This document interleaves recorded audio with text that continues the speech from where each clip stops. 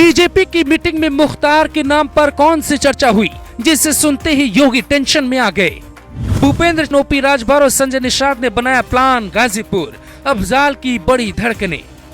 बिना मुख्तार बिना अतीक कैसे होगा पूर्वांचल का चुनाव, समीकरण सुन अखिलेश बांट रहे मिठाई।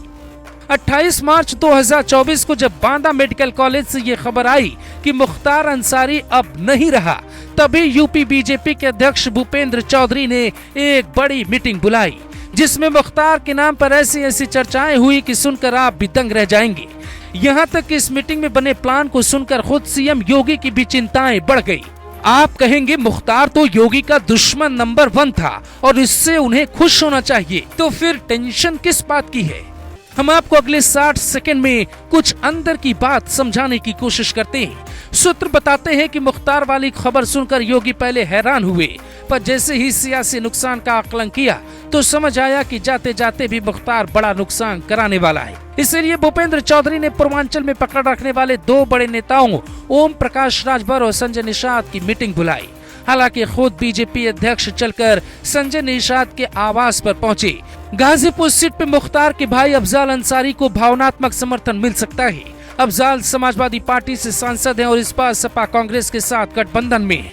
यूपी कांग्रेस अध्यक्ष अजय राय और अफजाल की अदावत पुरानी है, इसीलिए वो नाराज है। पर इस सीट पे अफजाल के अलावा किसी और को उतारने का रिस्क अखिलेश यादव नहीं लेंगे। अगर वो यहाँ अफजाल की मदद करेंगे तो उधर अफजाल इसका फायदा अखिलेश को मऊ और आजमगढ़ में दिला सकते हैं, क्योंकि यहाँ भी मुख्तार के समर्थकों की संख्या और उसका वोट बैंक खूब है। इसीलिए भाई को मिट्टी देकर आने के तुरंत बाद अफजाल ने इमोशनल कार्ड खेलना शुरू कर दिया।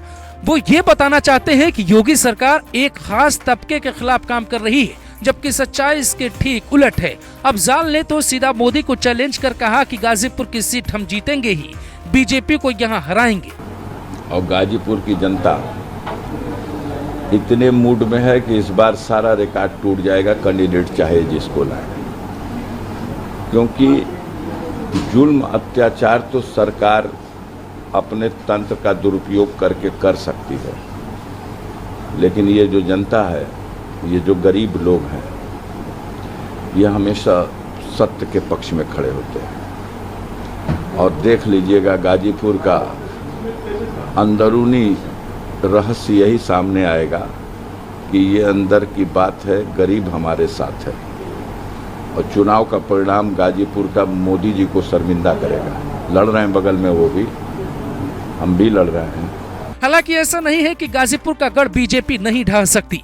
11 महीने पहले हुए निकाय चुनाव में बीजेपी ने 8 में से 4 सीटें जीती थी, जबकि सपा ने 3 और निर्दलीय को 1 सीट मिली थी। उससे पहले साल 2022 के विधानसभा चुनाव में गाजीपुर की कुल 5 विधानसभा सीटों में से 4 पे सपा को जीत मिली थी। 1 सीट सुभाषपा के खाते में गई थी। सुभाषपा के मुखिया ओपी राजभर अभी योगी सरकार में मंत्री हैं। इस सीट पे यादव, मुस्लिम और दलित वोटर्स का कब्जा है। यही हाल पूर्वांचल की कई सीटों का है। यहाँ तक कि अतीक वाली प्रयागराज सीट पर भी ऐसे ही समीकरण बन रहे हैं, पर अतीक को गए वक्त हो गए हैं, इसीलिए बीजेपी के लिए इस सीट पे ज्यादा चिंता की बात नहीं है।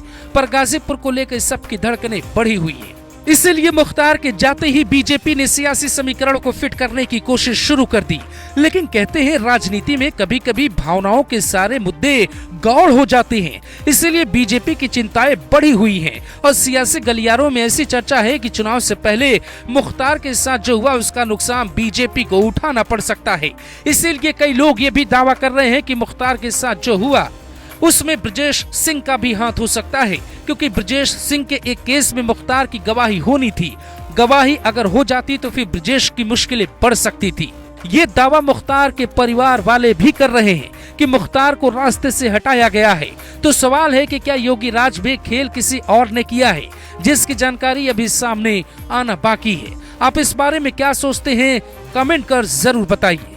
Bureau report, global Bharat TV.